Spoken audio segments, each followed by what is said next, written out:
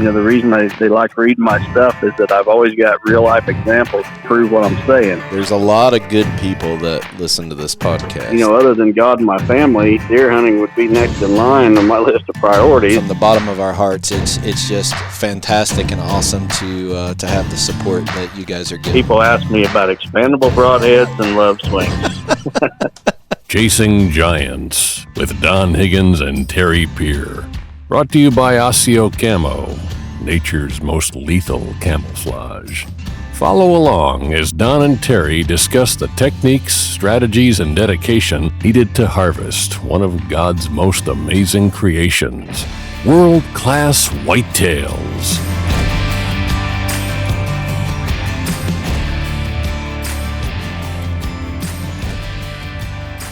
Osseo Gear introduces a premium line of bow hunting gear that is unmatched, pairing nature's finest camouflage with the best technological innovations. Osseo Gear brings whitetail bow hunters the gear they need to be the best at their craft. The unique camouflage mimics the intricate feather pattern of North America's greatest predatory creatures. Designed for invisibility, built for comfort, and engineered for function. Visit OsseoGear.com. That's ASIO Gear.com to start shopping. Osseo Gear. Prepare to be invisible.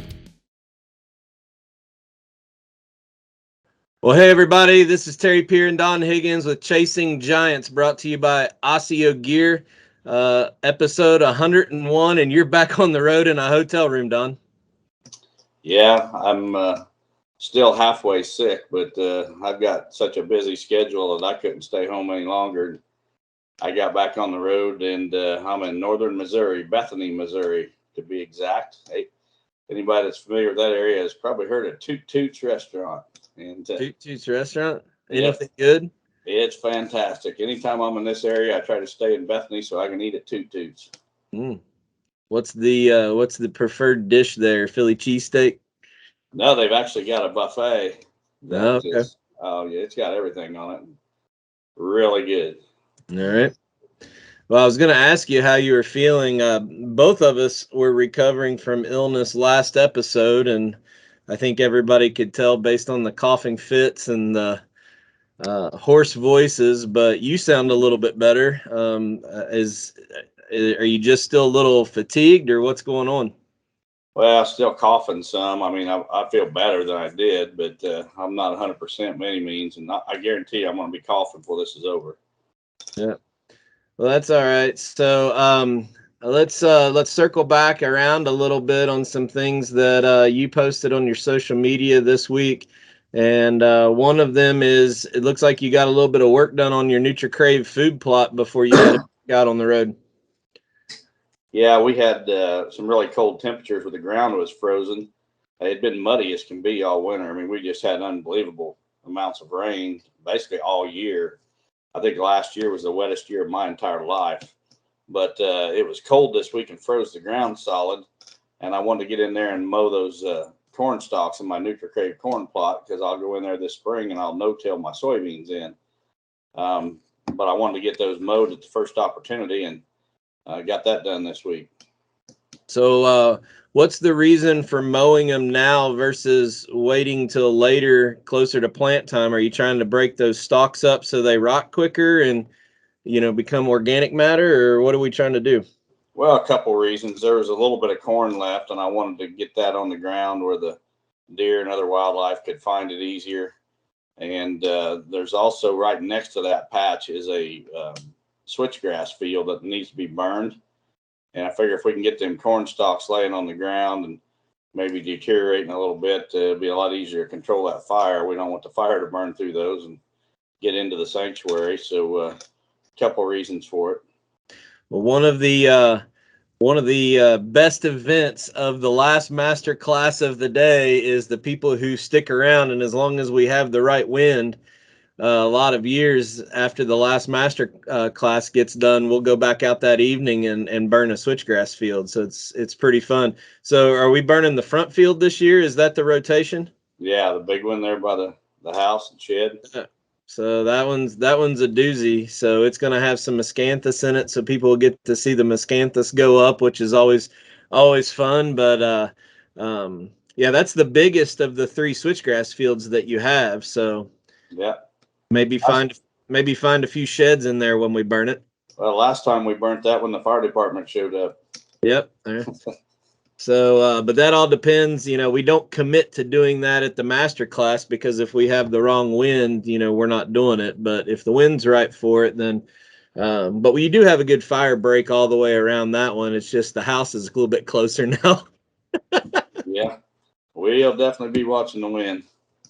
Well, there's another picture that we can give a little bit of an update that I'll share right now, and this is some acquaintances of ours that you turned loose in your section that put a hurting on some coyotes with some thermals one night.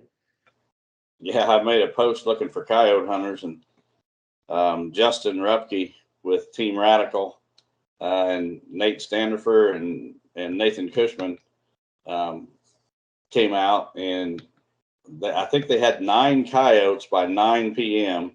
and they ended up with 14 by 1 a.m. and they called it a night because they all had to work the next day. But I told them I pinned about 20 different spots for them to call from, and they weren't all on my property, but kind of in my neighborhood.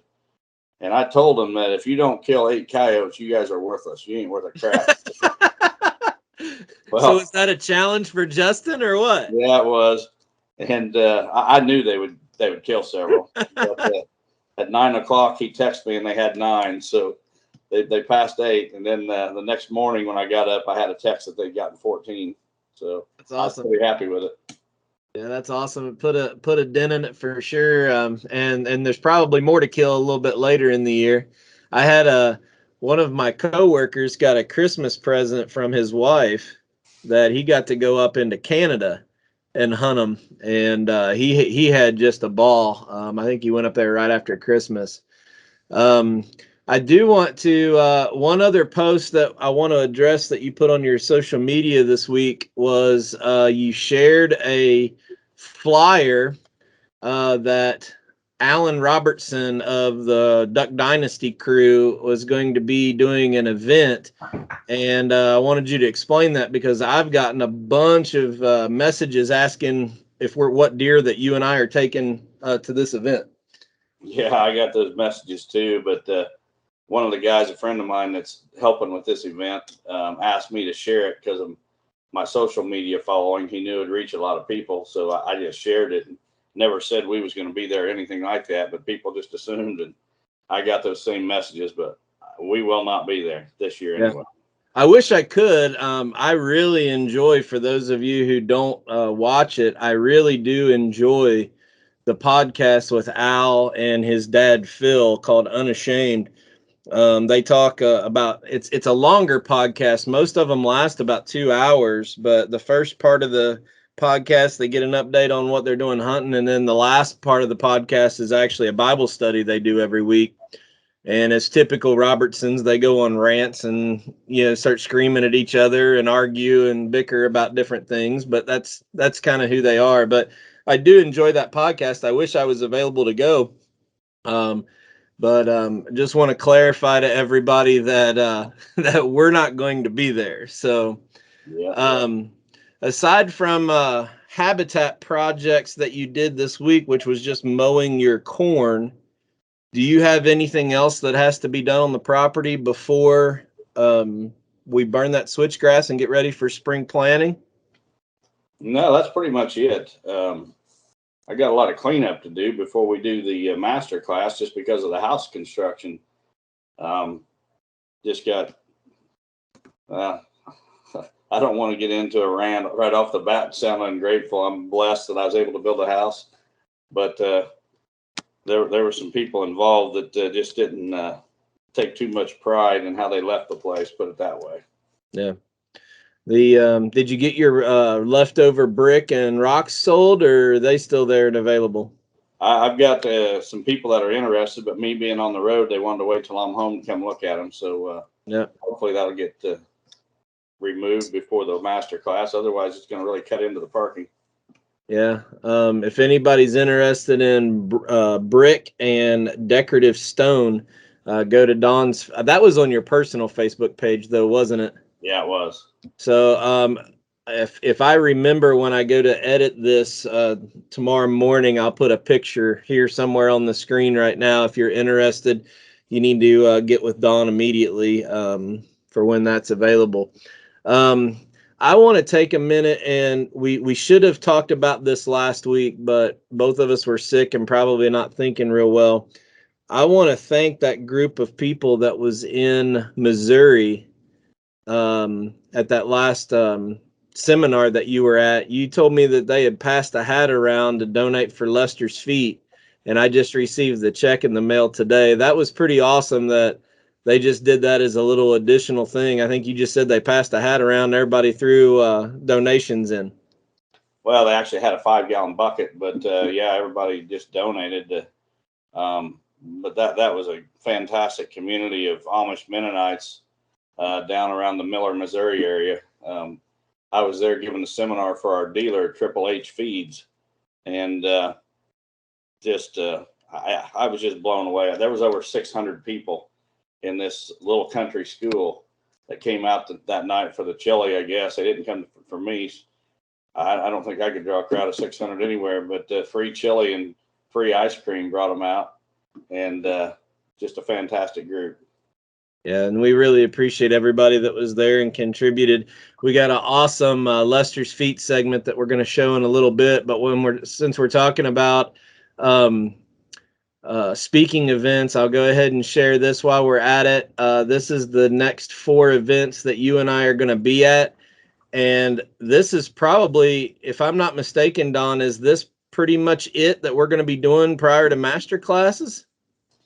Yeah, it is prior to master class. The first weekend in April, I'm also going to be speaking at the Illinois Deer Classic. Right. But that'll be it. So next Saturday night, the 29th, I'm going to be in Huntington, West Virginia. You need to call ahead on that one. He's trying to plan food and overflow seating because I think a lot of people are going to be there for that. You can bring your buck and have an official score, put a tape on him and give you a certified score. And then on February 5th, you're at Extreme Custom Food Plots. And why don't you talk just a little bit about that to control the crowd? They're actually selling tickets for that. Right. Scott and his wife are selling tickets. But with the ticket, you get a discount on real world seed or mineral products. So I forget what he charges, like $20 or something, but that includes lunch and a $20 coupon. So you get all your money back. And right. There's going to be 2 seminars, one about 10 in the morning and one about 1 in the afternoon, if I remember right. Just because of the crowd they're expecting, can't handle that many people in one. Right. And then the week in Shipshewana, I forget what was the dates on that, are the 17th, 18th, and 19th. On the night of the 17th, we're doing a live podcast. That there is not additional tickets required for, but Friday night, February 18th, you have your debate with our friend Tony LaPratt. Right. And there's been a lot of interest in that as well. I just talked to Derek and Leon from Tag Out yesterday for a good little bit. And they wouldn't tip me off to what the questions are. And I actually told them that I want this debate to be fair. I don't want, any advantage over Tony. It's not like it's a friendly debate anyway, but, keep me in the dark just like you are him and put us on the spot. There's really no prize at the end. It's basically just to show different viewpoints and debate them and let everybody kind of decide what's right for them. And because there's a lot of things you two agree on, and there's some things that you fundamentally disagree on, and I think that's okay.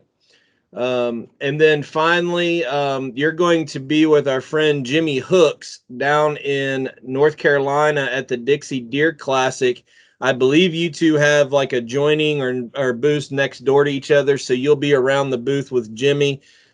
He made a post today. All of his shipment came in for Real World Products. So I believe that you can pick up products at the Extreme Custom Food Plots, the Shipshewana show, and the Dixie Deer Classic, you're going to be able to buy your product there, so you don't have to pay shipping. So great opportunity to save some money at all 3 of those events. And it would be a good idea to pre-order with those dealers, so they can set aside your order, make sure that it's there when you show up and they're not sold out. Yeah, and one more shared screen here. As I bounce around, we shared the new t-shirt design that's available for pre-sale on higginsoutdoors.com. I've already had to up the order on these things because we've got so many people that want them. So help us out a little bit. If you want one of these, go ahead and get them. I will have some of these in hand, both in Huntington, West Virginia, and at Shipshawana. In addition, I hadn't showed you this yet, but these came in today, so we got new hats in. We'll be getting those on the website soon and have them at some of these events for you guys that wanted them. You guys have been requesting them. We don't want to sell this stuff, but we don't make any money at it, but it helps the people that are in the business to print and stitch and stuff like that. So that's good, but it's you guys have asked for it, so we're trying to give it to you.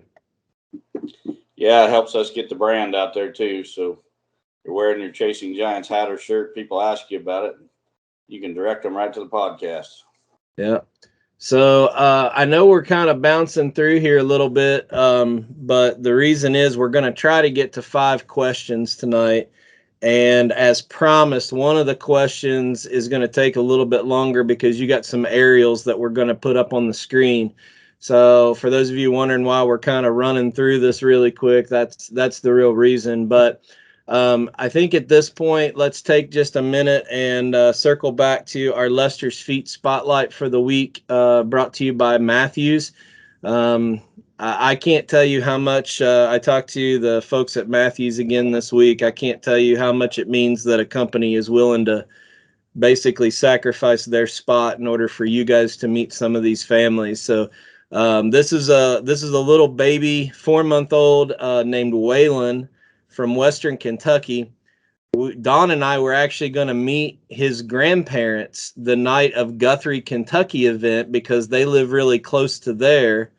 But if you all remember, that was the day Don was in the emergency room with the pinched nerve in his neck, and that was the night of the tornadoes through Western Kentucky. So we didn't get a chance to meet him that night.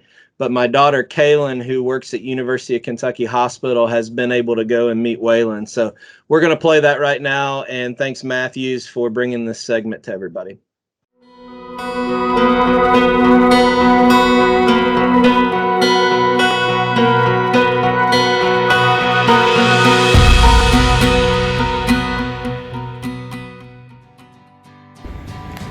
Hi, this is Waylon Jones.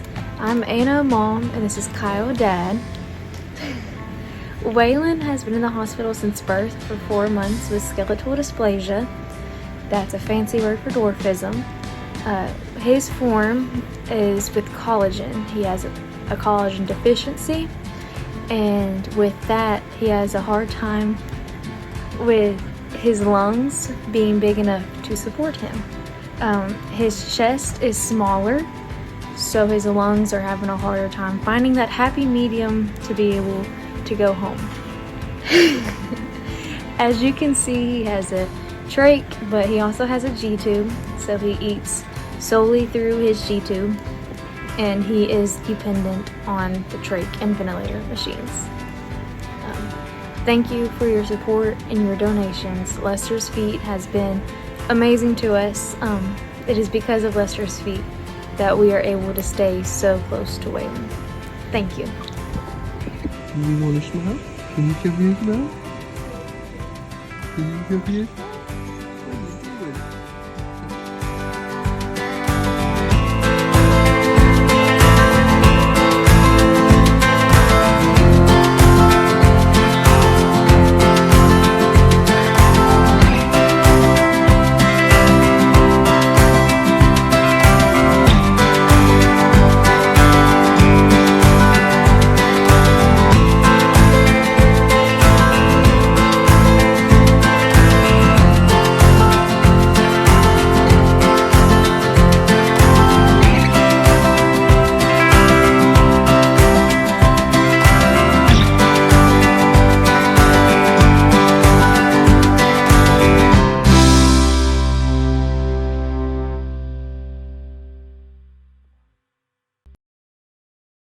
All right, so yeah, pretty special story about that little boy. We've nicknamed him officially the cutest baby in the world. So he's a He's a he's a cutie. yeah. They dressed him up tonight for all of you NFL fans. We don't watch it anymore, but they dressed that little baby up in a Bengals jersey tonight to root for the Bengals playing the Titans. So I'm sure he's down at Vandy right now. They transferred him to get closer to home. And to clarify what the mother was meaning on that, when they transferred Waylon from Lexington, Kentucky to Nashville to be closer to the family, they got within a radius that the Ronald McDonald House, they put them on like a next tier down, even though they're still over an hour away from the hospital. So what Lester's Feet was able to do is we used our leverage to contact a Airbnb, or I can't remember if we did Airbnb or one of the other services, but got them a really cheap rate and paid for an apartment right next door to the hospital.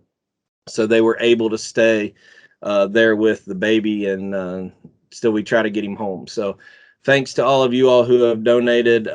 That's kind of cool that we can help a family stay together while they're trying to navigate that. We sure appreciate the support, and I'm sure these families do as well. Well, let's divide this up a little bit. Usually we have a regiment, but let's go ahead and do one listener submitted question now, if it's okay, and then we'll do the Buy Farm segment. So I'm going to share my screen here for the first listener submitted question of the evening. Okay, the first question comes from Andrew Jones from Springfield, Illinois. Andrew says, Don, when it comes to bedding in general, doe, fawn, doe families, and especially mature bucks, do you believe in creating small bedding pockets in or around hardwood ridges, void of thick bedding areas for long distances? I don't mean to make this a discussion on the famed hinge cuts, but simply is it worth my time to transform timber stands where the ground is void of any life by cutting those less desirable trees, and many of them, to open up the canopy and allow for natural browse and bedding cover? Thanks for all you guys do, and should you choose to use my question, I don't need a duplicate shirt. Rather send it to a Lester's Feet kid to make his or her day. Let them know we are out here rooting for them, and they are not alone. Well, thank you, Andrew. Appreciate that gesture. Yeah, that's cool. But, as far as creating bedding cover, I'm a big fan of bigger is better. I would rather cut an entire woods than just to go in and cut little select areas. However, what you mentioned, cutting ridge tops or whatever, is better than nothing at all. The more thick security cover you can provide on a property, the better off you are.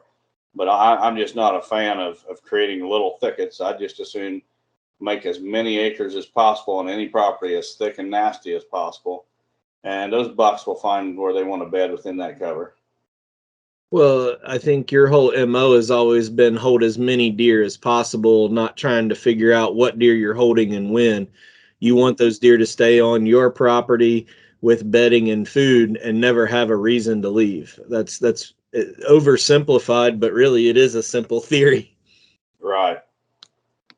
You're exactly right. The more security that you offer, the more deer you're going to have on your property, and the more deer you have, the more mature bucks you're going to have. I don't believe in the idea that if you've got a bunch of does bedding on your property or young bucks, that the mature bucks won't be there. Those mature bucks are going to be in the safest place they can find in any area. And if that happens to be where there's a lot of other deer, well, so be it. That's where they're going to be.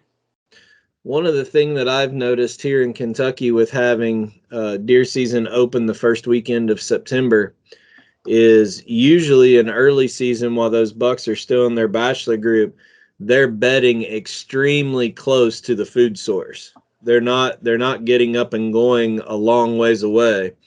So I do like the idea of doing a little bit if that's your only choice. If you put some heavy cover next to that food plot where you could get in and had good access, that could be a phenomenal early season spot, to hold deer. But just to say I want 1/10 of an acre right here and 1/8 of an acre over here, instead of dividing it up, I think you're defeating the purpose. You want that whole thing to be as much of a sanctuary as possible. You're right, and I will throw out this caveat, Terry, that I do have a specific situation where I may not cut an entire property. Steve Shields and I are going to do a video on this, so I don't want to give it all away here.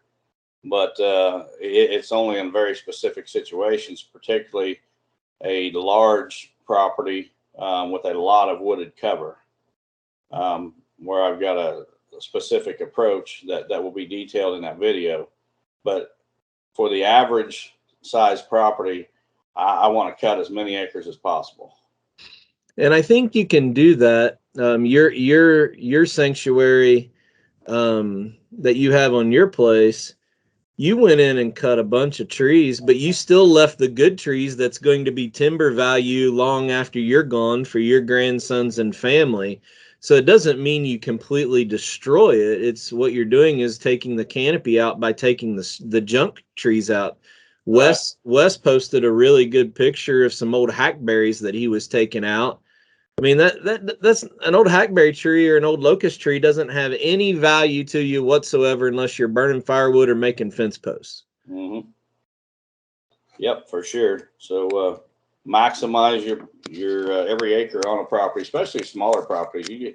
You got to maximize every square foot on that property to your benefit. Well, I liked what we talked a little bit about that last week, and that is, even on smaller properties, it's even more critical to not over-engineer it and not over-intrude it. Right. The bigger the property, the more you can kind of probably get away with a little bit. So, yep. But that's a great question, Andrew, and thanks for the gesture. We'll make sure a kid gets the shirt this week for this question. So, Don, why don't we move on and play the biofarm.com property of the week?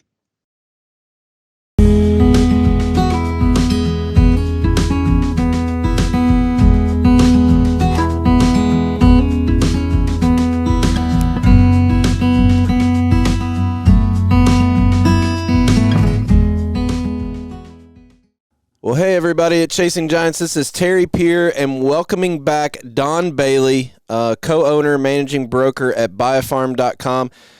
You were with us last week, Don, and showed us about a property that had an auction, but this week you have a hunter's paradise. I'm really excited to hear more about this property.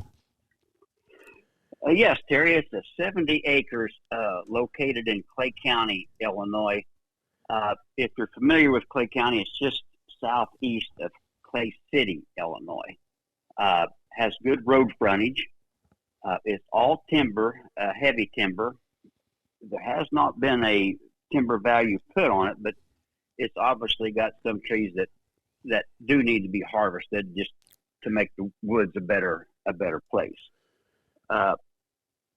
It has an older mobile home on it. And it could be fixed up for a hunting cabin or a home. It needs a lot of work. But the biggest thing is it has the electric meter hookup, has the septic system, and has a well. So that part of it is done. Yep. So I'm looking at the areas on this place. When Dawn and I talk about properties, isolation is one of the biggest things that we talk about for a tract of land, and we tell people to look for. I zoomed out in the Google Earth link on this property, and I'm telling you, this is a pocket of heavy timber out in the middle of open ag with only a little bit of woods right across the road. To the north, it's a ways. To the west, it's a long way. And to the south, it's a long way. With the right management, you could go in here and really hold a lot of deer with open ag country around you. Yes, and that is key. You guys, are the professionals and know more about it than I do, but it's just common sense. You get an isolated parcel like this that hasn't been heavily hunted, and you go in and put some food plots to where when that crops are harvested, them deer have them food plots, you've got them. Right. And then just go to managing them and not shooting everything. You do have a dream come true spot. Yep, you're out in the middle of nowhere. Now, you mentioned to me before we started recording that this isn't a normal listing. This was an estate that part of it's being sold off. So this isn't a property that's been run with outfitters or anything like that, or heavily managed, that somebody could start from scratch with this, right? Absolutely. It's just crying for someone to come into it, for the turkey and the deer, to manage it, put some food plots in and have game in mind. Sure. It's not been tromped to death. I went over all of it, and some tracks I go look at, Terry. They've got we call them 2 tracks, 4-wheeler tracks, all the way through them and across them and back and forth. I did not see a single track across any of this property, which means that it's not getting inundated with right, 4-wheelers and so on. Just heavy sanctuary. Big timber in it. Like you said, there has not been an appraisal done on the timber, but there is big trees that are shown on the website. Isolation with big ag around it. So even though this property is 70 acres, I believe, Don, it's going to hunt a whole lot bigger than that and hold more deer just because of the big ag around the outside of it. And, you really need to do yourself justice to go to buyafarm.com, search Clay County, and look at the 70 acres. It does have some property boundaries where the estate's been kind of divided up, but the property here with road frontage, like you said, you could fix up that trailer, put another trailer in, build a house on it. A lot of possibilities with this, but for someone who wants a hunting property and doesn't want to buy a ton of acreage, this is the type of property that you're looking for, where it's heavy wooded cover out in the middle of nowhere. And that's properties like this, Terry. I'm a salesman. I helped start the company. But besides that, properties like this sell themselves. Right. It's the one that people are looking for, truly. Yep. It's more or less got it all. Okay. So, well, do you have anything else to talk about the property here? We'll shoot people to the website. Is there anything else we need to talk about? Nope. That's about it. One other thing, Terry, if someone wants to call and talk property values, I'm available 24/7. Even if it's not my property, I'm not involved with it. I am in the service business and be glad to help. I get every single land sale that takes place, I get on my computer, every one in Illinois. So I can help you with values and help stay current with values. And, like I said, I don't have to be involved in either. It's a service that I'm glad to be part of. All right. Well, this property specifically here, it's due east of St. Louis, just a little ways south of I-70. Great location for people coming from the Evansville, Owensboro side, or east from St. Louis, or south from Effingham. Great location, but again, the reason I want people to go to the website and look at this is a bunch of heavy cover that's out in the middle of open ag. So even though there is a property right next to it that's across the property line, because of this thing being in an estate not heavily hunted, I think it's still got a ton of potential, even a building site, marketable timber. And I just saw here on the website, taxes are only $267, so you can't beat that. Yep. All right. Well, leave everybody your phone number for us, Don, and if you have any questions on this property or any others, why don't you give Don a call? Yep. My direct phone line is 618-919-1031. 1031, like the tax exchange. Okay. Just look forward to your calls anytime. All right. Well, thanks for your time, Don. Go to buyafarm.com, search Clay County, or look at the properties under Don Bailey's profile. Thanks for your help and your support of the podcast, Don. We really appreciate it. Well, thank you, Terry. I always appreciate visiting with you folks. Okay.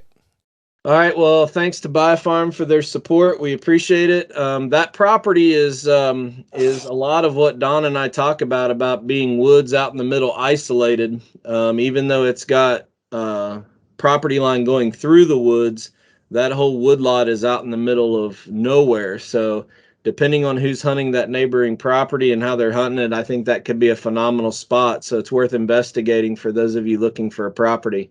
This next question that we're going to show, usually I don't usually I don't see the questions ahead of time, but I saw this one because this one we're going to put up some aerials to go with it.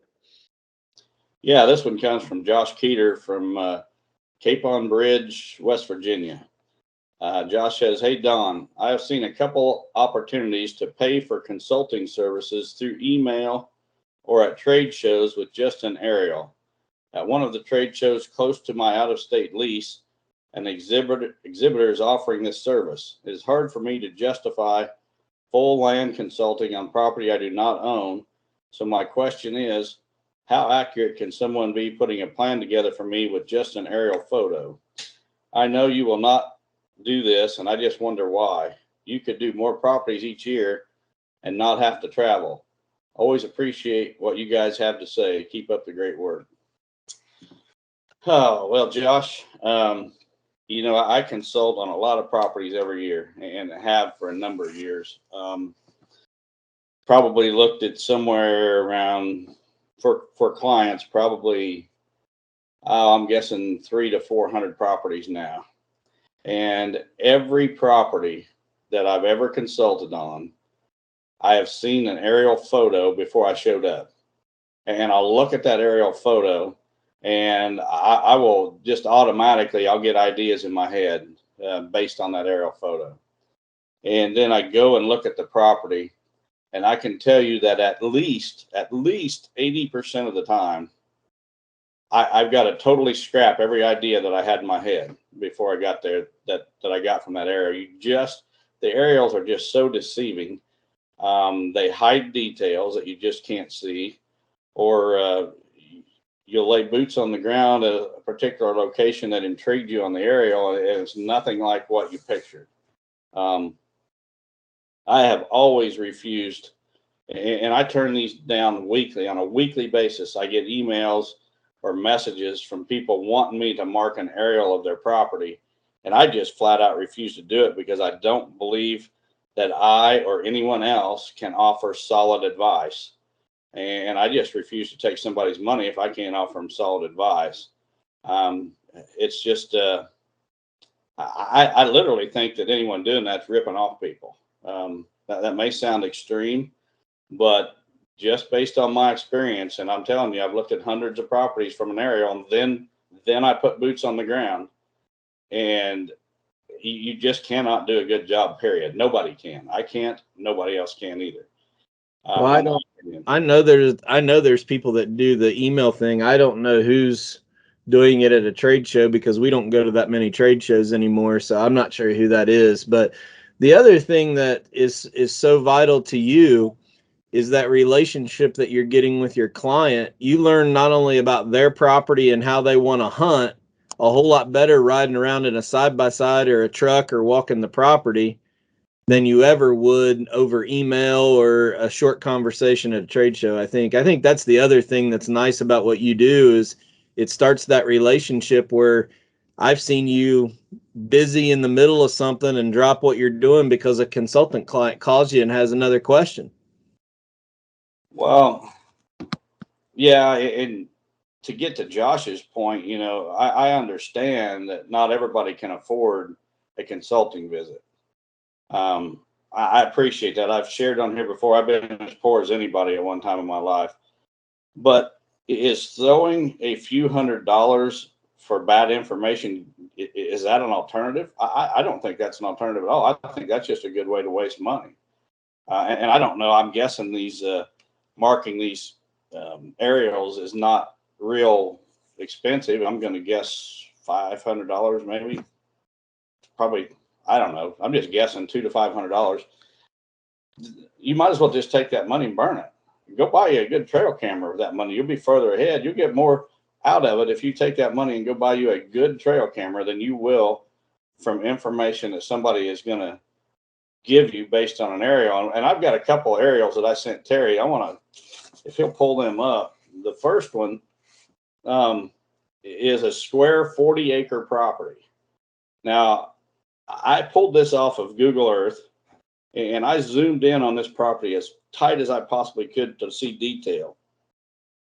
Now, if you own this 40-acre property and you send this aerial or take it to someone and ask them for advice, what can they tell you?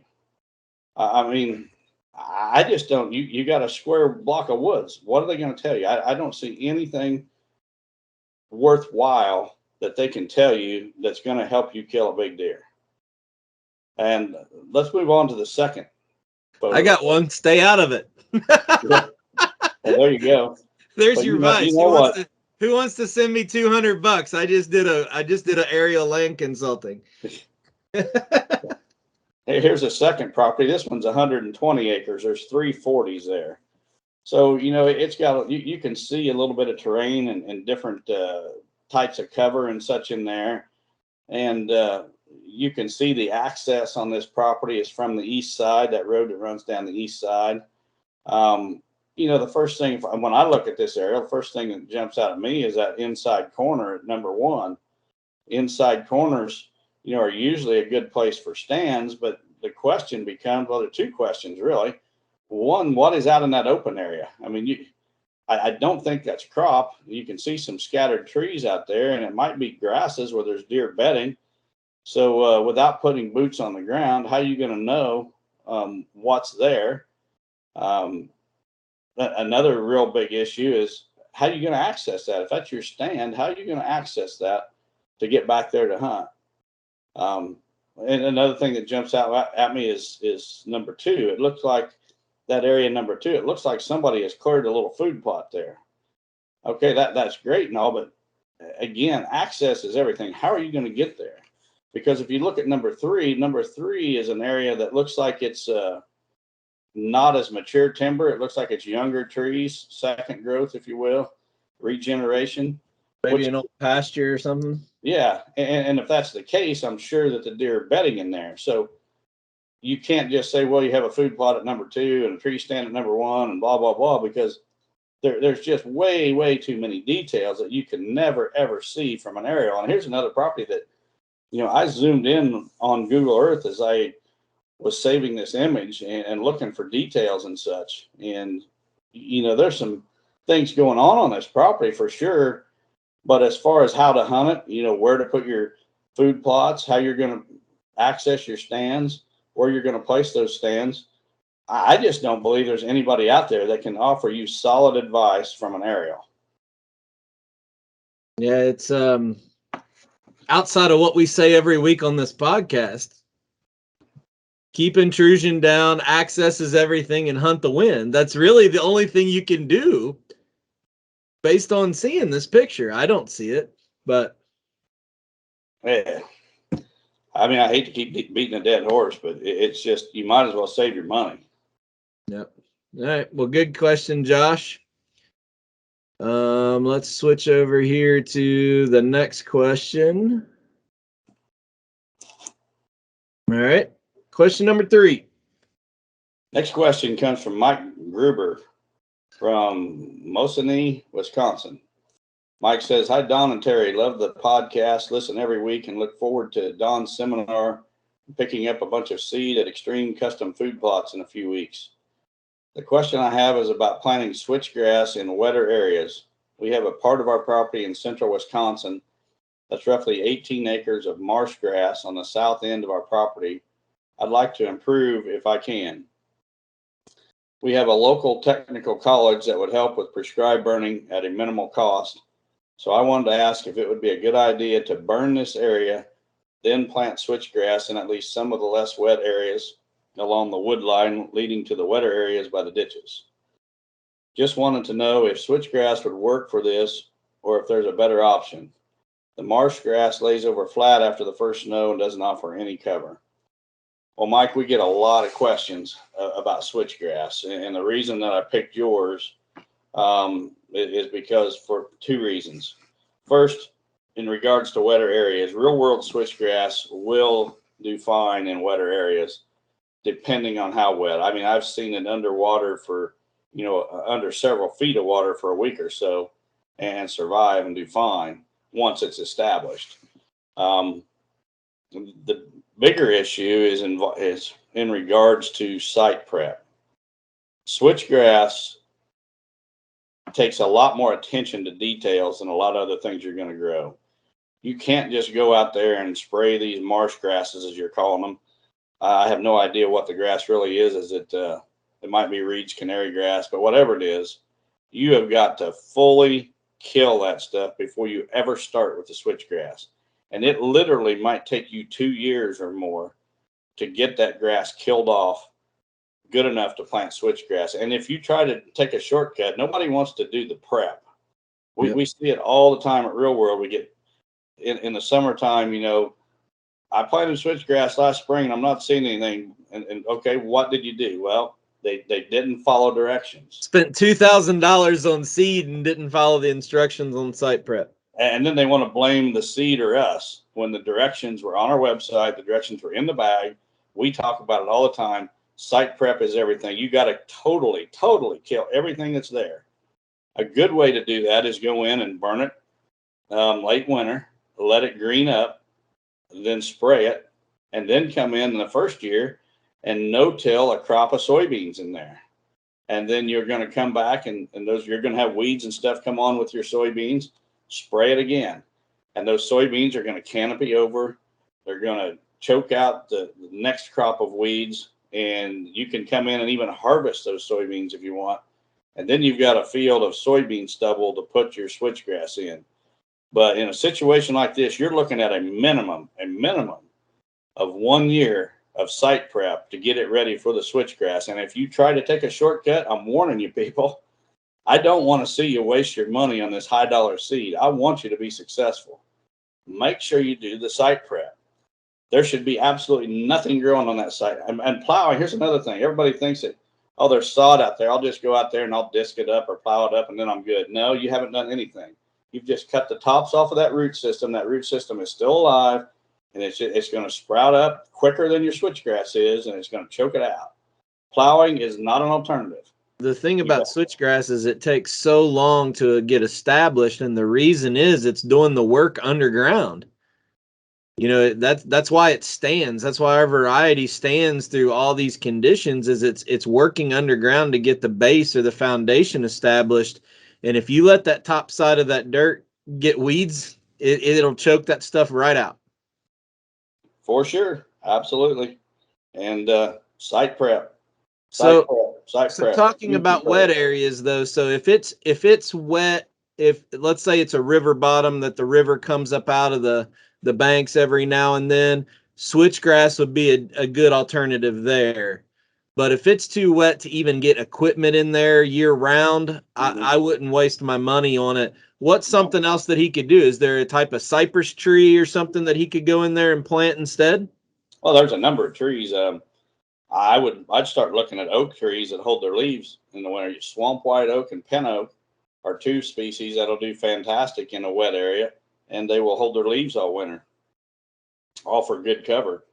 I would suggest starting with potted trees. Get some 3 or 5 gallon potted trees that are about 6 foot tall, and plant them about 20, 25 feet apart, just randomly scattered out there, and you'll have some fantastic bedding cover. But if you start seeing foxtail or not foxtail, but cattails, and it's so wet that you can't even drive a tractor through it in August, well, forget switchgrass. And switchgrass will allow you areas that does get wet, but the bedding in a bag does not. Right.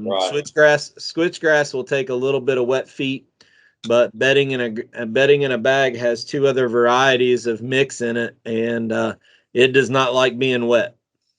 No, the Indian grass and big blue stem that's in the bedding in a bag does not like wet feet at all. All right. Well, great question. I bet we get. I'd hate to guess how many times a week we get asked this question. So hope that helps a lot of people, not just the guy who submitted that question. So here's the next one. Next one comes from Joel Smith from Ionia, Michigan. Morning, Terry and Don. On the last podcast, you were talking about how bucks summer in different areas, then fall, winter ranges. Usually most move out in the spring when the does start to fawn and go wide open woodlots and ag fields and bachelor groups. Why then is it so important to stay out and not do habitat improvements then? The bucks ain't there anyways. Yes, some does and fawns are there, but if you're doing most of tree stand work, access trails, and TSI cutting and bedding areas in the months of May, June, why would that hurt the buck movement come fall? They usually don't show up till September and October. Just curious on that. Don't know on human intrusion would hurt in them months if not there. Very rare do I get bucks that summer fall on my property. If I get pecks steady in July, August, about 99% I never see after September. Thanks, Joel Smith. Well, Joel, it goes way beyond the bucks that are in the area. You're creating a sanctuary for the entire deer herd in your neighborhood, a year-round sanctuary. You don't want to be spooking deer really at any time of the year. The reason that I like doing my habitat work in late winter is you can just see so much better. I mean, who wants to be out there in June swatting mosquitoes and sweating your butt off? I'd rather be out there in February or March, get it done before it greens up, get out and stay out, and then it's got months to settle down. But I understand exactly what you're saying. It would seem to make sense logically that, hey, if the bucks aren't there, what harm am I doing? But you're creating an idea in the minds of the entire deer herd that your place is the safe zone, and that includes the does and fawns. So those fawns that are going to be there in June, 5 years from now, that might be the mature buck you're trying to kill. So keep that pressure down as much as possible all year long. I know I'm going to probably sound very sarcastic with this comment or analogy, but this is the equivalent of telling a kid it's okay to go play in the road when there's no traffic. You know, we're trying to teach kids stay away from the road. That's a danger area, right? Never go on and play there. You got to look both ways when you walk across it. You know, it's probably a poor analogy, but I think it is relevant to say the more you're in there and the later you're in there, you're just creating any bumping of any deer, whether it's fawns, does, whatever. You're still providing this perception that something in there can happen or something in there isn't right. And I think people try to overthink it a little bit and just say, well, I'm not spooking a buck, so that's okay. I don't want to spook any deer ever. Well said, Terry. All right. I think we got time to get this fifth question in. Are you all right with that? I'm good if you are. All right. I'm going to pull it up on the screen right here and let you read it. The next one. No, we just did that one, didn't we? There we go. Next one comes from Tyler Glenn from Traverse City, Michigan. Says, Don and Terry, thank you for the podcast that is very different from the others. You guys are down to earth and tell it how it is. Something society lacks. My question is for both of you. I am in my 20s and wanting to know how to get into the hunting industry. I see so many people try to do it through social media by tagging every possible account, but I think you guys have done it the right way. I absolutely love all aspects of whitetail deer hunting and have only grown more obsessed with listening to your podcast. I know West Elks is a prodigy that Don has molded over the years. Thanks for everything, Tyler. Well, Tyler, first of all, I think the idea of what the hunting industry really is probably not accurate in a lot of young people's minds. I think they see the glamour and all that, and they don't realize what really goes on behind the scenes. Taking my own situation, for example, I strived. I'm 58 years old, and really it's only been in about the last 4 years or so that I've been able to make my living 100% in the hunting industry. You go to a trade show and you see these people working booths, and what you don't realize is that a lot of those people have day jobs. They have real jobs. Their gig in the outdoor industry is a part-time thing. I'm one of the fortunate ones. I've been extremely blessed that eventually I was able to make my living in the hunting industry, but what people don't see is the 35 years or so that it took to get to that point. I was working on getting in the hunting industry before your parents were probably born, I'm guessing. Because that's been my dream since I was a kid, and it's taken that long. So my advice to you, if you want to get in the hunting industry, first of all, you got to be different.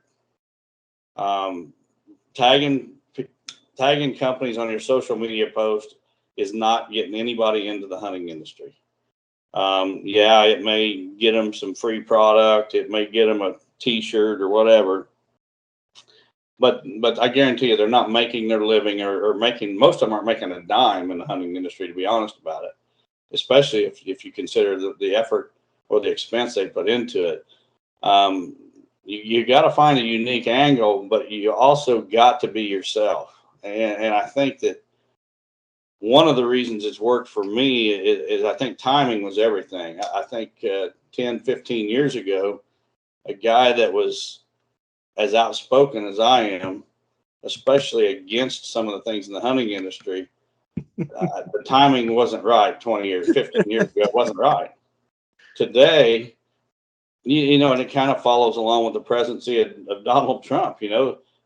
Society got to a point where they was tired of having the wool pulled over their eyes, and they was tired of having their intelligence insulted.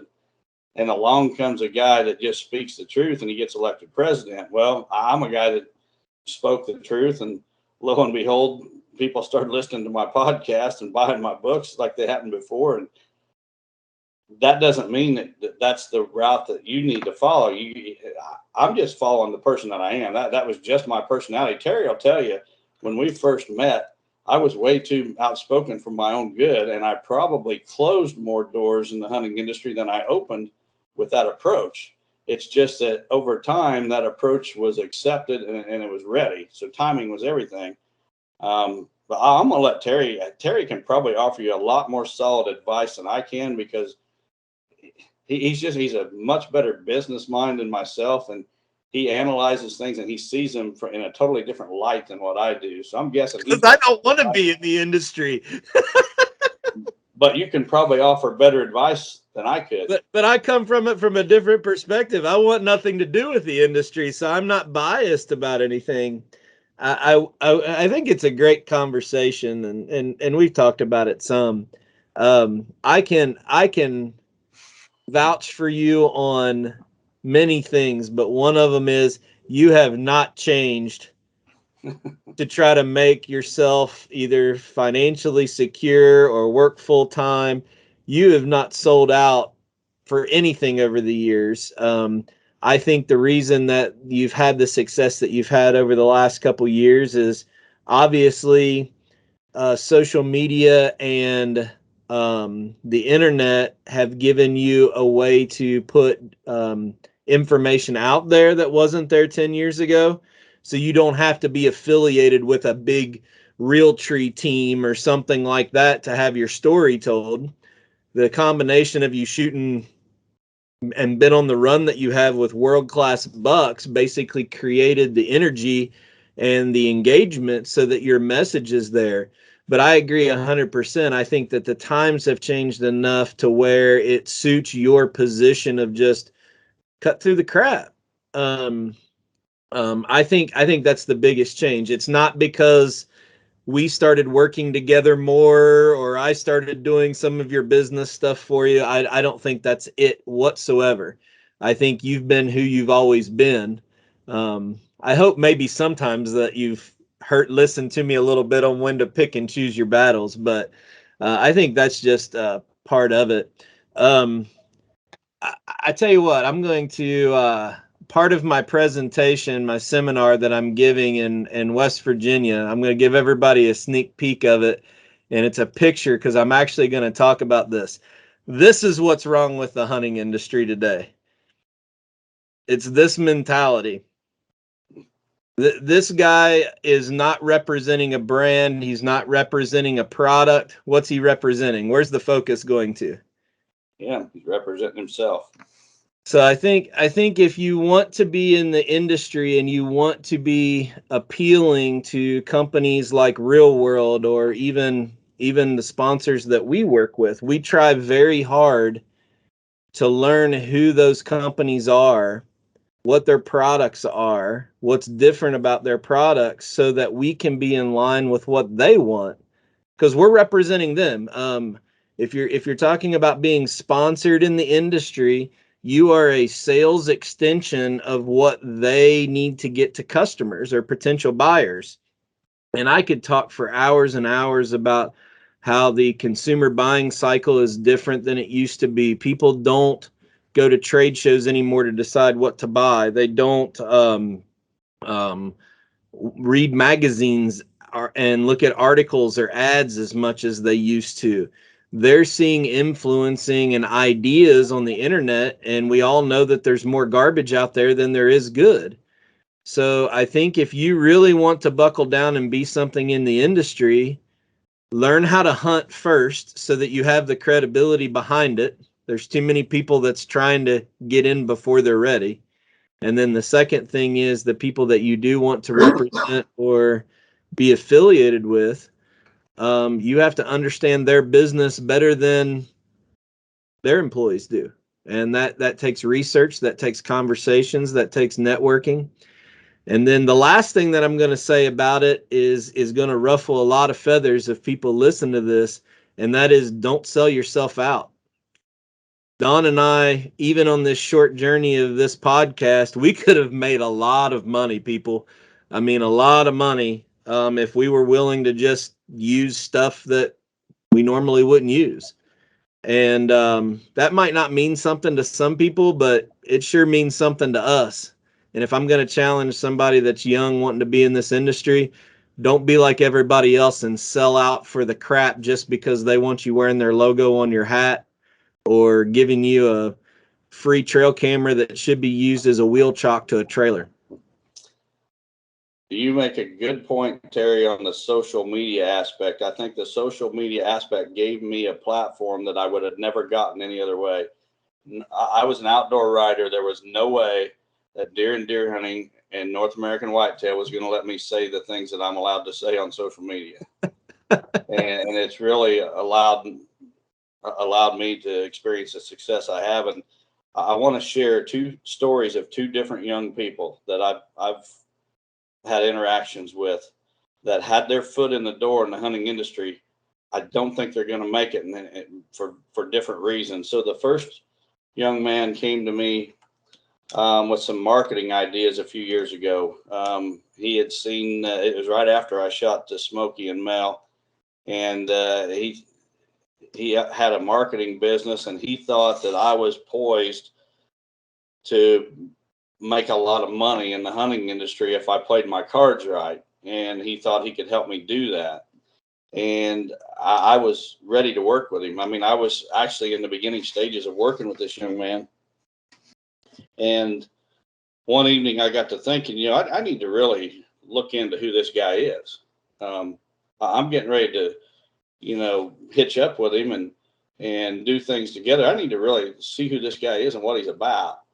And so I did a search of his name. I got on YouTube and Facebook and every place I could find anything about this guy. Well, what I found was some videos. This guy had made some hunting videos. One of them, he was in a blind, had a beer can sitting right there on the edge of his blind as he's out hunting. And him and his buddies are cussing their fool heads off, like a couple of drunken sailors. That immediately ended any chance of me working with that young man. I don't think I'm better than him. I don't look down on him in any way, but the last thing I was going to do was stake my reputation on that kind of person, or someone that was doing those kinds of things and putting it out there for the public to view. The other young man, I want to be careful about how I word this. The other young man got his foot in the door in the hunting industry, but today he strikes me as so, I don't even know what the right word is, so desperate to be a part of the hunting industry that any moral values have been tossed to the side. He's ready to grab anybody's coattail that he can grab onto to drag him here and drag him there. And in the process, he's hooked up with some questionable characters, and he's promoted some questionable products.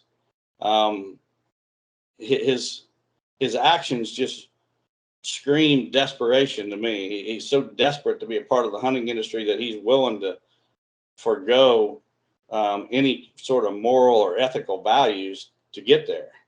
And that's another person that I won't be doing anything with, just because I don't want to be hooked up with that kind of person. So there's two young people that had their foot in the door that I'm not going to be working with in the future just because of their character. So like Terry said, you gotta stick to your character. You gotta have moral and ethical values. You need to gain some credibility by killing some good deer, and you got to be yourself. I think that's advice for anything, not just the hunting industry. Wes Delks told me the other day, you're an average of the 5 people that you're around the most. And what that tells me is, if I'm a golfer, right, and I go play golf with, and I'm say a 5 handicap, and I go play with a bunch of scrub golfers, am I ever going to get any better? Probably not. You want to have people around you in your circle that challenge you, that teach you, that make you a better person. But I also believe that you take people with you. You reach back and you grab the people and bring them along. You never want to be. I tell my daughter. My daughter is a very good. My youngest daughter is a very, very good softball player. And I always tell her, you never want to be the best person on the team, because that's not challenging you. You need to play at the level where you're not the best player on the team so that you get challenged, you get better. But you never want to be the worst one on the team either. You got to be able to be in the middle and surround yourself with the people that they're challenging you, and you're also bringing people with you to make them better. And I think if you think about life, whatever it is, the hunting industry, being a parent, being an employee, if you go about things that way and try to do things through servant leadership, God's going to create open doors for you that you're never going to even imagine. I joke all the time on this podcast that I don't want anything to do with the hunting industry, and I know some people laugh at that, and I feel guilty saying that, because I'm very blessed to be in the situation that I am, but I really believe that I'm in this situation not to have anything to do with the hunting industry, but to have a way to unite people with the desire to help others through Lester's Feet. I have no doubt that the idea of this podcast, the idea of me helping you, is all just a door that God opened up for us to do something better with our lives, to make a difference with other people. And unfortunately, when you look at the hunting industry, it's usually like that picture that I showed up there. It's this, it's not that. So hope that helps. I feel like I'm talking to my son. Well, you probably are talking to a young man that's about the age of your son, but you just gotta realize that the hunting industry is not what you think it is. A lot of people out there have day jobs. There's a lot of good people in the hunting industry. You listen to Terry and I talk, you might think that it's just a bunch of thieves, crooks, and losers. And that's not the case. There's some of those, but there is also some really, really, really good people in the hunting industry. And just look at the people that have stepped forward to help Lester's Feet, for example. All kinds of companies step forward, and even more are willing to step forward this next go round. This industry has a lot of good people, but there's also a lot of people, just like society in general. There's just a lot of shady characters out there. Just be careful who you saddle up with. That's the biggest thing. Yep, no doubt about it. All right. Well, what's your schedule the rest of the week? You said you're in one more visit in Missouri tomorrow, and then you say you're heading to Kansas? I'm headed to Kansas for a few days, and I'm headed home for a day, and then headed to Ohio. Okay. And then when I get home from Ohio, I'll be home about a day, and I'm headed up to Extreme Custom Food Plots for a seminar up there. And the next 2-3 months, well, 3 months anyway, I'm going to be a busy character.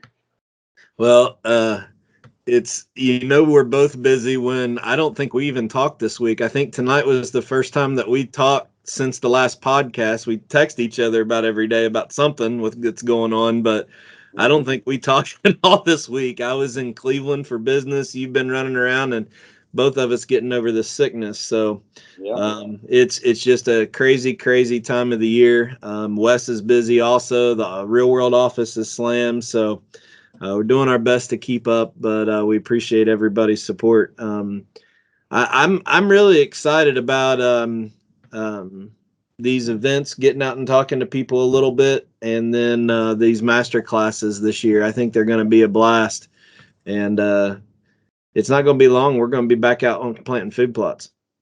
Yeah, it won't be long at all. I did have a couple people text me this week about the master class, if there's any spots left. One class has just a handful of openings, and that's the March 24th class. That is the only one. There's about 5 openings March 24th. The rest of them are full. Is that a Thursday or a Saturday class? Thursday. Okay. Yep. So anyway, we're going to make a big announcement next weekend as it pertains to getting the stuff ready for the raffle. So I'm ready to finally talk about this thing. We're going to make a lot of big things happen, not only for this podcast, our sponsors, but Lester's Feet this year. And next week we're gonna release some pretty cool news. So hope everybody tunes in next week and listens to that. It's going to be huge, people. Huge. All right. Well, we appreciate everybody. God bless everyone. Have a great week. Chasing Giants has been brought to you by Osseo Camo, Via Farm Real Estate Company, 360 Hunting Blinds, Victory Chevrolet, Real World Wildlife Products, Matthews Archery, Novix Tree Stands, Gingerich Tree Farm, WildlifeFarming.com, Quiet Cat, and Vortex Optics. Thanks for listening, and tune in next week for another episode of Chasing Giants.